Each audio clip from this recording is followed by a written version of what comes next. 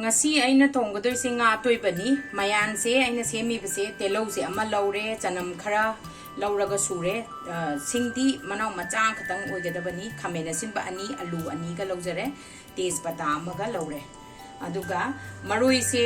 lairagati akoina maroi napapi thakadabani aina ngasi lauri se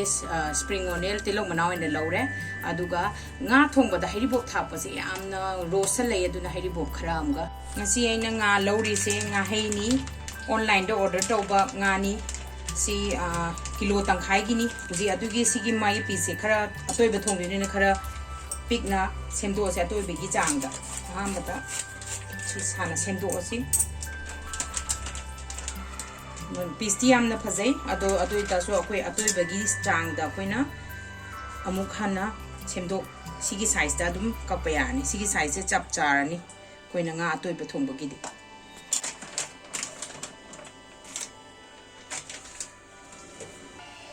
sumain tawdana akoigi sigi same size sida akoina dum kakthok pirani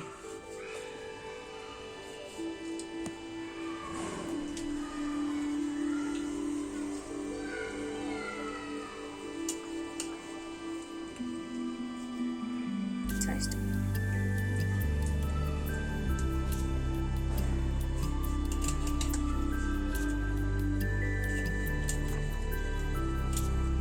ngahai di akoina thongba matamda matum thongba budi atoiba thongba ne hena hawi ngahai di nga si su atoiba gi piece semba loire huzik thongna ba tawras huzik khang sare hambada thau khara hairasi aduga nga thongba idi yari go hangam thau season biu thau sare huzik thongba haurasi maroi se hana ngaurasi hambada ti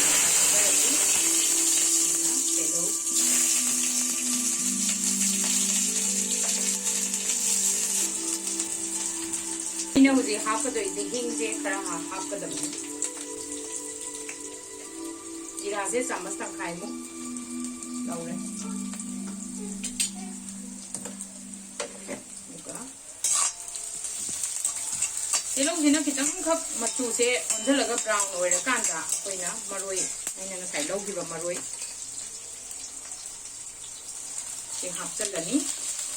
aduga sanam tisu dum sidang moksala dam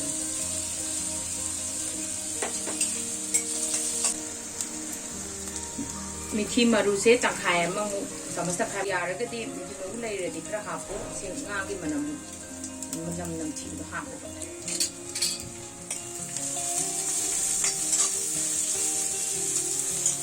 hojik si je khara oisala ne maroi ngori je ahambada khamena sinba mu hapo na ho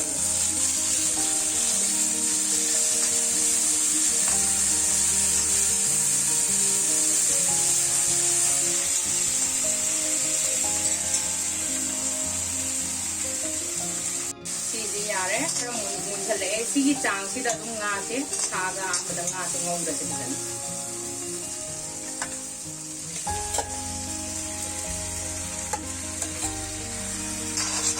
koina nga se happa kan da di koina to da se nga se yamna khabai thare da me yari go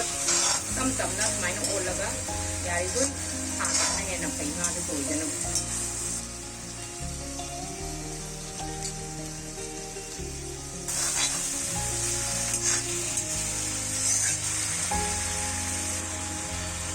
nga se bango bada dum chumse khara oina hana thakse koina ka roi da bidi de horen loiram dai da thaka da chum hana thaki se koi ning chang da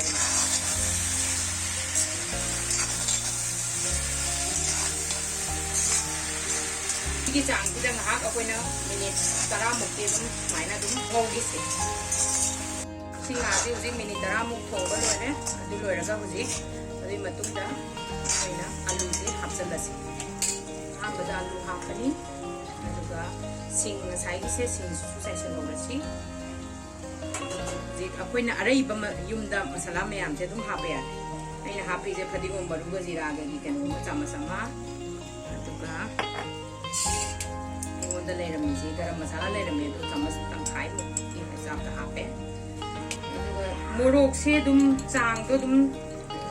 चानब चांगदो दुम हापियो आइदि अंगांग यावबे खितंग लो हापचारे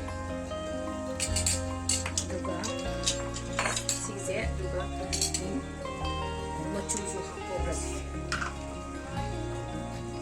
मचुसे चामस अममु चांगा ngaसे मचुजु हापब्रिना या तपना तपना तोइदना बो अदुगा इसिंग खितंग खक हापसे कासलक्तना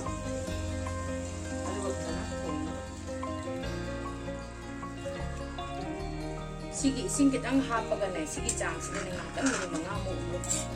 क्वेश्चनब थोंगिसे असिना थोंगी मतमदा side by side बेसन से चामच अमा लौरगा थिटलगा थमो इसिंग से खितंग ता कनो तोरगा थिटलगा थमसे सिजे होरेन nga thongbada hapada थिटलगा थमसे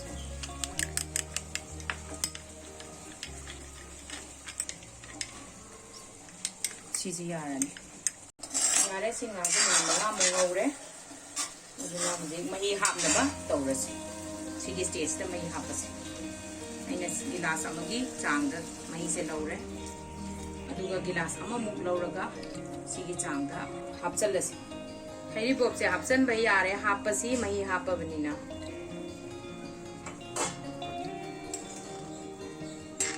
तंगा ओपिरमु मही हरिबोप हापलोरगा हुजिक मही हापबनिना मिनिट 10 मु फजना सोहलसी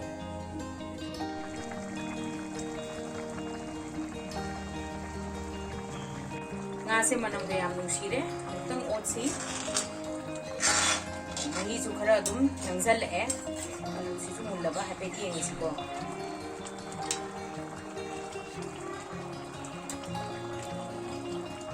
अलू से कितंग वाली खरा गा मुक थोंगिसि हां मही सु यावरिनिना सिगी चांगसिदने अखोइ ngasa सेमखिबा बेसोन दो हापसे बेसन हापी से ngसाई nga se mei nangsan na bagi damak tali diba matang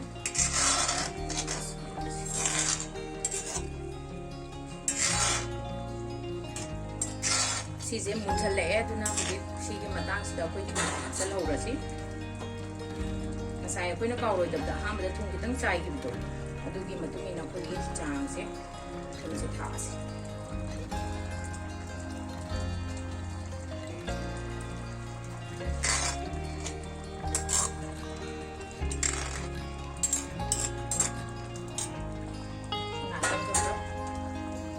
थोंगिसि हुजिक फटिगोम चाइसलसि अदुगा लसलसि नांसे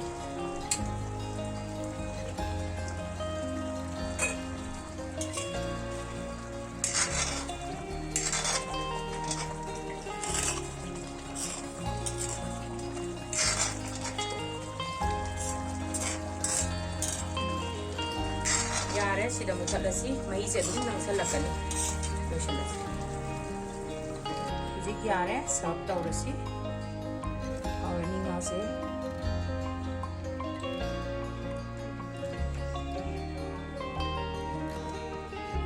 मनमजु याम नुसीरे मासे